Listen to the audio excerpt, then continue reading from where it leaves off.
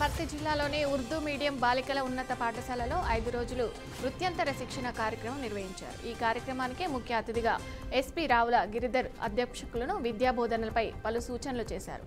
పాఠశాల స్థాయి నుండే విద్యార్థులలో శాస్త్రీయ అవగాహన పెంపొందిస్తూ శాస్త్రవేత్తలుగా వారు నూతన ఆవిష్కరణలు చేసేలా ప్రోత్సహించాలని సూచించారు. సూర్యాపేట జిల్లా కోదాడలోని జాతీయ రహదారిపై చిలుకూరు మండల గ్రామస్తులు ధర్నా నిర్వహించారు.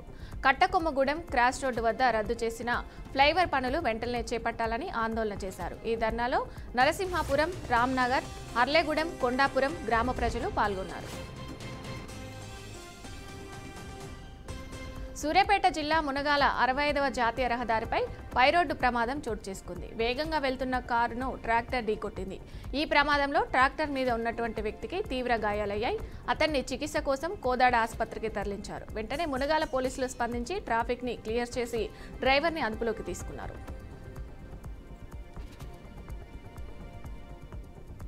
సంగారెడ్డి కలెక్టర్ కార్యాలయంలో దివ్యాంగుల అరెస్టు బృందానికి కలెక్టర్ క్రాంతి వల్లూరి ఆర్థిక సాయం అందజేశారు. దివ్యాంగులమని కలత చెందకుండా మనోధైర్యంతో ఉండాలని తెలియజేశారు. దివ్యాంగుల కొరకు ప్రభుత్వం ప్రత్యేకంగా సంక్షేమ పథకాలు అమలు చేస్తుందని, వాటిని అందరూ సద్వినియోగం చేసుకోవాలని కలెక్టర్ క్రాంతి కోరారు. అనంతపురం జిల్లా గుంతకల్లు సిపిఐ కార్యాలయంలో రాష్ట్ర కార్యవర్గ సభ్యులు జగదీశ్ సమావేశం నిర్వహించారు. రాగులపాడు నుండి గుంతకల్లు మండలంలోకి కాల్వ పనులు చేపట్టడానికి దాదాపు 215 ఎకరాల భూసేకరణ అవసరమని జగదీశ్ అన్నారు. భూములను కోల్పోయిన రైతులకు భూములను స్వచ్ఛందంగా ఇవ్వాలని సిపిఐ పిలుపునిచ్చారు. ప్రభుత్వ రాబడి పరిస్థితిని అర్థం చేసుకుని ఒకరికొకరు సహకరించాలని విజ్ఞప్తి చేశారు. పెద్దపల్లి జిల్లా గోదావరిఖనిలో ఐటీ శాఖ మంత్రి దుద్దిళ్ల శ్రీధర్ బాబు జన్మదిన వేడుకలను కాంగ్రెస్ పార్టీ నాయకులు ఘనంగా నిర్వహించారు. శ్రీధర్ బాబు జన్మదినం సందర్భంగా కేక్ కట్ చేసి మంత్రికి ప్రత్యేక శుభాకాంక్షలు తెలిపారు. అనంతరం కాంగ్రెస్ నాయకుల ఆధ్వర్యంలో అన్నదాన కార్యక్రమం నిర్వహించారు. శ్రీధర్ బాబు తెలంగాణ రాష్ట్ర అభివృద్ధికి కృషి చేస్తున్న మహోన్నతమైన గొప్ప వ్యక్తి అని కొనియాడారు.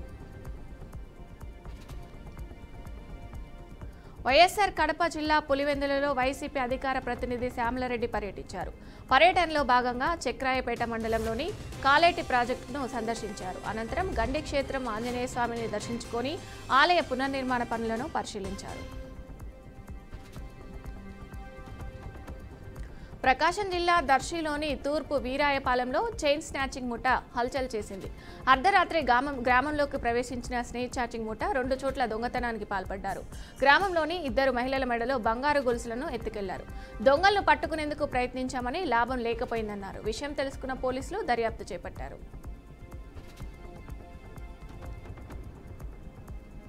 గుంటూరు జిల్లాలో ఇండియన్ లారెన్స్ అసోసియేషన్ సభ్యులు నిరసన ర్యాలీ నిర్వహించారు. తెలాని సంఘటనలో చట్టాన్ని చేతుల్లోకి తీసుకున్న పోలీసులను వెంటనే సస్పెండ్ చేయాలని లాయర్స్ అసోసియేషన్ అధ్యక్షులు శాంతికుమార్ డిమాండ్ చేశారు. ఈ విషయంపై ఇన్ఛార్జి కలెక్టర్ భార్గవ తేజను కలిసి ఫిర్యాదు చేశారు. AP director general of police Harish Kumar Gupta తిరుమలలో వెంకటేశ్వర స్వామిని దర్శించుకున్నారు. శ్రీవారి ఆలయం వద్ద అర్చకులు, అధికారులు డీజీపీకి స్వాగతం పలికారు. స్వామి దర్శనం అనంతరం అదనపు ఈవో వెంకయ్య చౌదరి శ్రీవారి ప్రసాదాలు, తీర్థ ప్రసాదాలు అందజేశారు.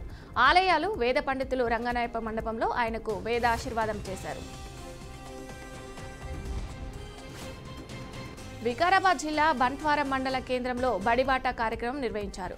ఈ కార్యక్రమంలో ప్రభుత్వ టీచర్లు గ్రామంలో ర్యాలీ చేపట్టారు.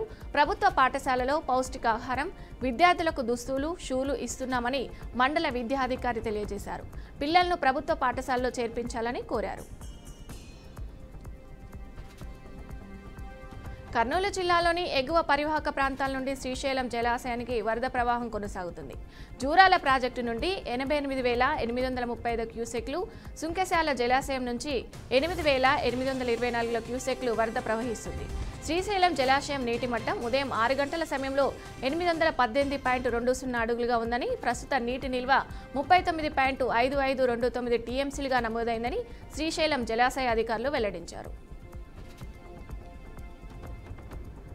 తమిళనాడులో అత్యధిక మార్కులు సాధించిన విద్యార్థులు ప్రముఖ నటుడు తమిళగ వెట్రి కళగం అధినేత విజయ్ అభినందించారు. కులమత అంశాలతో మనసును పాడు చేసుకోవద్దంటూ విద్యార్థులకు సూచించారు. వాటి ఆధారంగా విభజనను తోసిపుచ్చాలన్నారు. 10, 12 తరగతుల్లో అత్యధిక మార్కులు సాధించిన విద్యార్థులను సత్కరించారు. అనంతరం ప్రకృతికి మతం, కులం ఉన్నాయా అని ప్రశ్నించారు. ఎమర్జెన్సీ అధికారులను ఉపయోగించి అమెరికా అధ్యక్షుడు డొనాల్డ్ ట్రంప్ దిగుమతులపై విధించిన టారిఫ్లను ఆ దేశ ఫెడరల్ కోర్టు అడ్డుకుంది. ప్రతి దేశంపైన విస్తృత సుంకాలను విధించే అధికారం ట్రంప్కు లేదని ఫెడరల్ కోర్టు తీర్పు చెప్పిన విషయం తెలిసింది.